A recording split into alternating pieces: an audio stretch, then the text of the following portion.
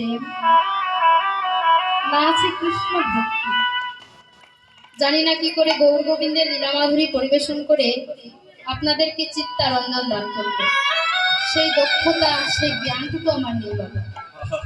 জীবনে যাকে কোনোদিনও এই চর্মচক্ষু দিয়ে দর্শন করিনি, তার মহিমা কি করেই বা বর্ণনা করব না।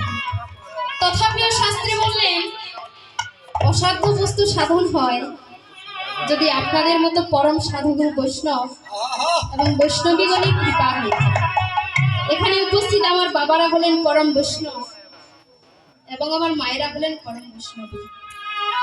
আপনাদের সকলেরই শ্রী রাতুল রাঙাচরণে মিনতি করে বলছি, মাগো, এই অপ্রাকৃত লীলা মাধুরী পরিবেশন আনতে আমার অসংখ্য অসংখ্য ত্রুটি হবে। আপনারা সকলে আমাকে নিজ কন্যা, নিজ ভগ্নী অথবা আদরের ছোট্ট বোনটি মনে করে আমার সকল অপরাধ ক্ষমা সুন্দর।